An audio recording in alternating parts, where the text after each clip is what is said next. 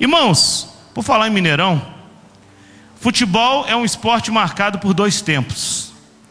Uma coisa que deixa qualquer torcedor irritado é um time precisar vencer e ficar enrolando o jogo para tentar decidir no último minuto, aos 45 minutos do segundo tempo. Eu não sei se você já passou por isso. O que deixa um torcedor irritado é aquele time que precisa vencer, mas não passa para cima. Você sabia que é terrível, mas muita gente tem agido dessa maneira com a própria vida? Pessoas que vivem sem aproveitar o melhor da vida, porque sempre deixam as coisas para a última hora. Estão sempre empurrando com a barriga aquilo que tem que ser feito hoje. Não desfrutam do prazer de estar com a família, porque só pensam no trabalho. E quando estão no trabalho, ficam pensando na família. Quando estão servindo a Deus, estão pensando no cheque que tem que pagar no outro dia. A pessoa não aproveita o momento. Ele não desfruta do prazer de viver o dia a dia. Porque Deus deu para a gente um presente maravilhoso, que é o aqui, é o agora, é o presente. É uma dádiva de Deus, para a gente desfrutar. E se você negligencia isso, é pouco provável que você desfrute do melhor da vida de Deus para a sua vida, porque Deus planejou coisas grandes para nós. E a coisa mais difícil, irmãos, é acertar o nosso relógio com o relógio de Deus, porque muitas pessoas vivem com a mente no passado, presas nas coisas que já aconteceram. Outros vivem ansiosos por um futuro que ainda não chegou, mas pouca gente vive o momento, o dia a dia. A única coisa que você tem de precioso e de palpável é o agora. Esse domingo é único na sua vida. Você pode ter outros domingos, mas esse domingo hoje é o único na sua vida. E muitas vezes a gente deixa de aproveitar uma mensagem como essa. Às vezes tem gente aqui que está preocupado com outras coisas e não está ligado no que Deus quer falar na vida dele. As pessoas sempre pensam que está muito cedo ou muito tarde para poder fazer alguma coisa. Tem pessoas que ficam assim, eu estou esperando há muito tempo e nada acontece. Sabe por que nada acontece? Porque você está esperando. Tem uma frase que diz assim, quem sabe faz a hora, não espera acontecer. Nós temos dito, o ano que vem chegou, porque tem gente que está há 10, 15, 20, 30 anos protelando decisões. Eu tenho que servir a Deus, eu tenho que fazer isso, eu vou ser dizimista o ano que vem, e o ano que vem está passando, e a pessoa está ficando para trás. Olha, a gente não sabe a hora que vai dar os 45 minutos do segundo tempo na nossa vida. Uma coisa nós sabemos, um dia vamos morrer. Mas será que quando morrermos, vai ficar aquele gostinho amargo, dizendo assim, puxa, aquela pessoa poderia ter se dado mais, poderia ter aproveitado mais, poderia ter se envolvido mais com o Senhor? Irmãos, muitas vezes a gente tem feito isso. Eu quero dizer a você, faça da jornada da vida uma paixão, viva com paixão.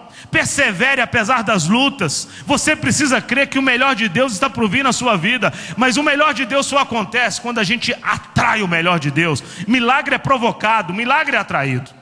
Outro dia alguém me procurou aqui na igreja e falou, pastor, eu acho interessante como o diabo é paciente. E ele comentou sobre como o diabo age na vida das pessoas, e eu concordei com ele.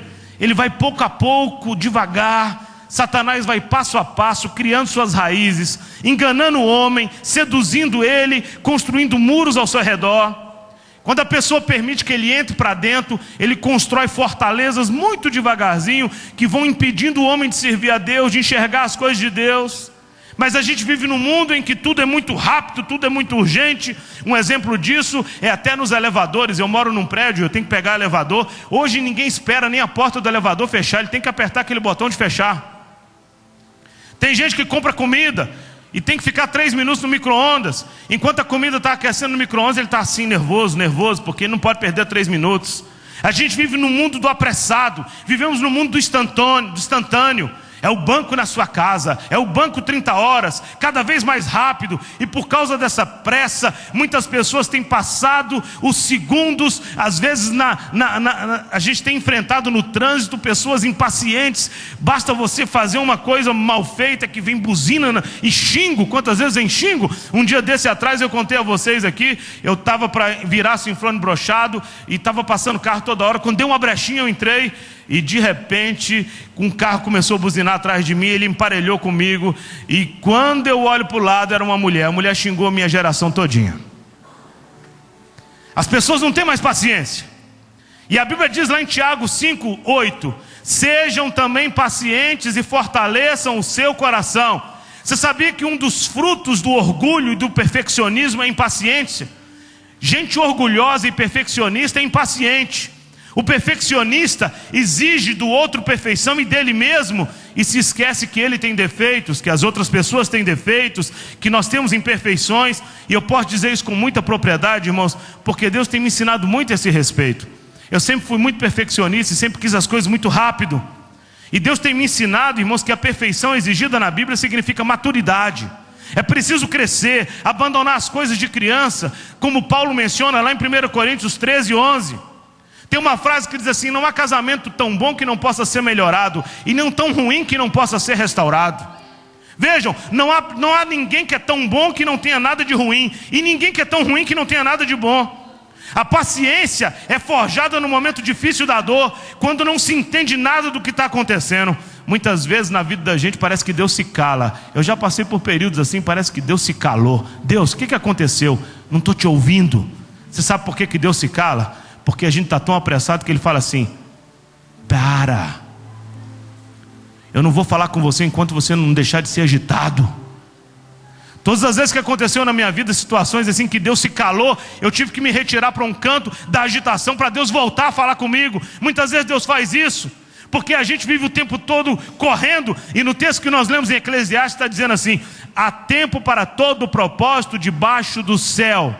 Há tempo de nascer e há tempo de morrer. Há tempo de plantar e há tempo de colher. Você sabia que o tempo é um dos bens mais preciosos, um verdadeiro presente que foi concedido a mim e a você?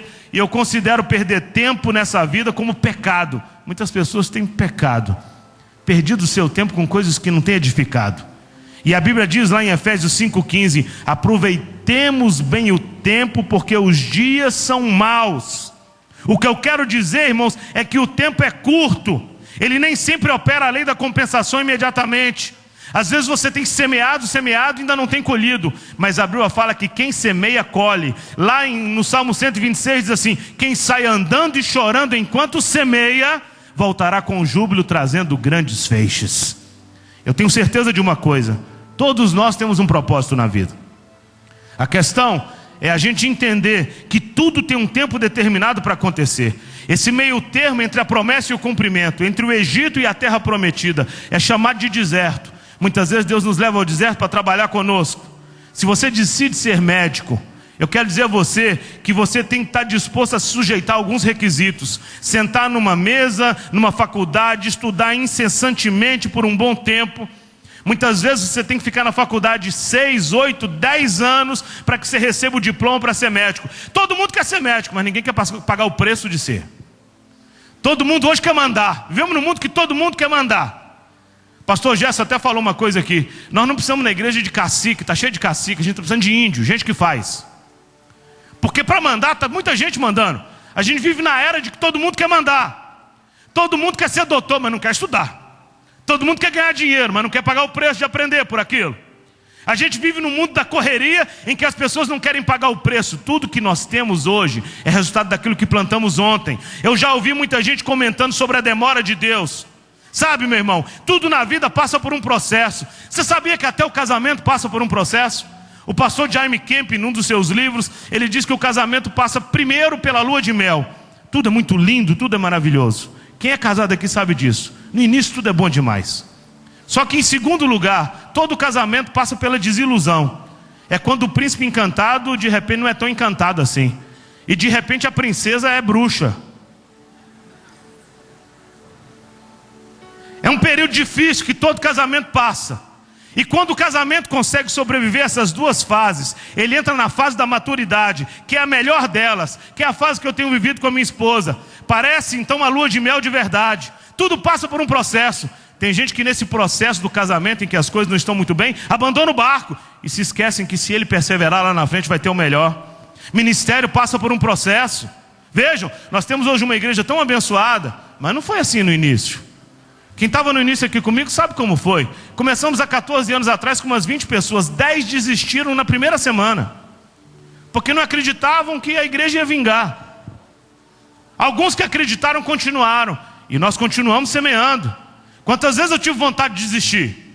Quando tinha 3, 4 anos eu falei: Deus, não é isso que só tem para mim não, Deus. Eu fui pregar em São Paulo, numa igreja linda, um templo para 1.500 pessoas. Me convidaram para pastorear a igreja. E eu, pela minha vontade, eu já tinha aceitado há muito tempo.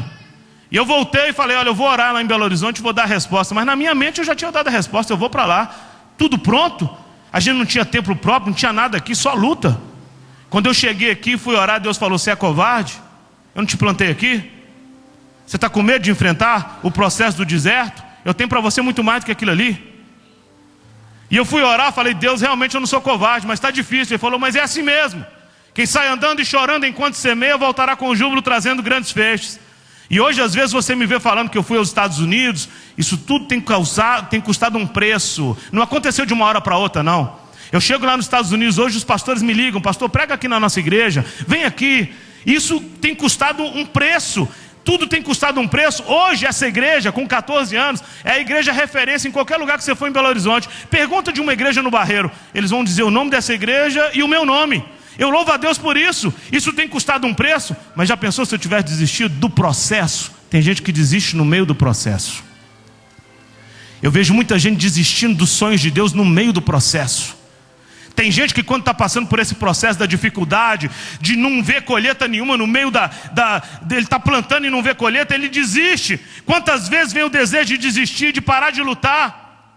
Vejam, Satanás é igual um tubarão, irmãos. Quando ele vê sangue, ele vem para arrebentar tudo.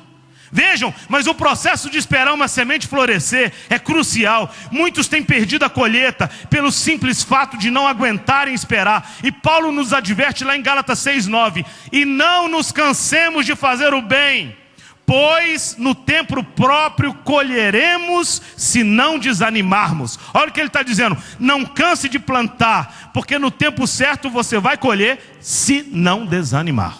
Esse aqui é o problema, é o desânimo. É a falta de perseverança da pessoa.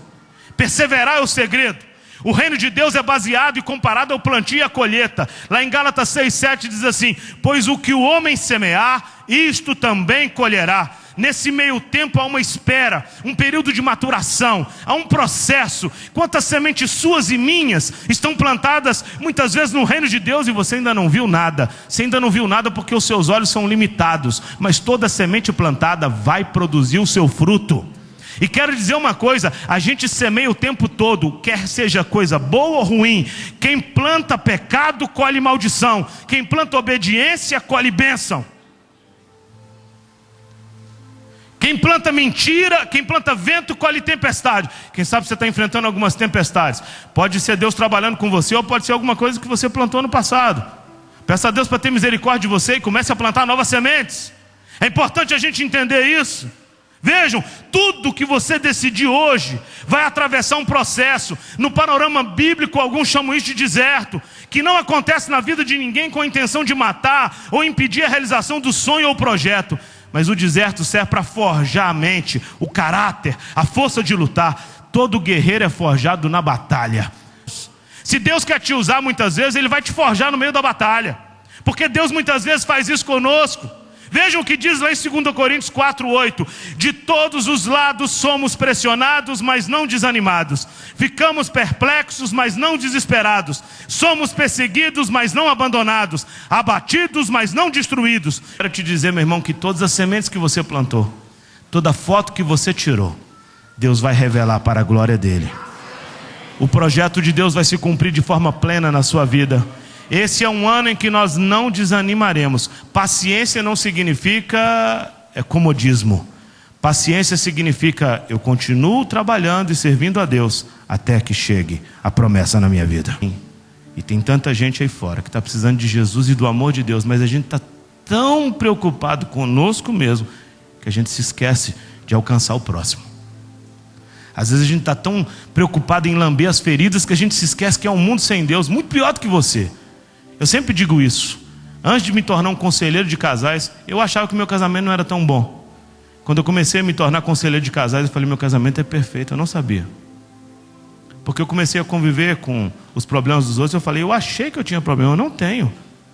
Eu estou transformando pequenas coisas em grandes coisas. Às vezes a gente pode transformar pequenas coisas em grandes coisas, sabia disso?